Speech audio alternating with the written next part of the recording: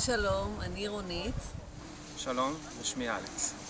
ויחד יצרנו את העבודה שקראנו לה מדינה מחפשת משמעות.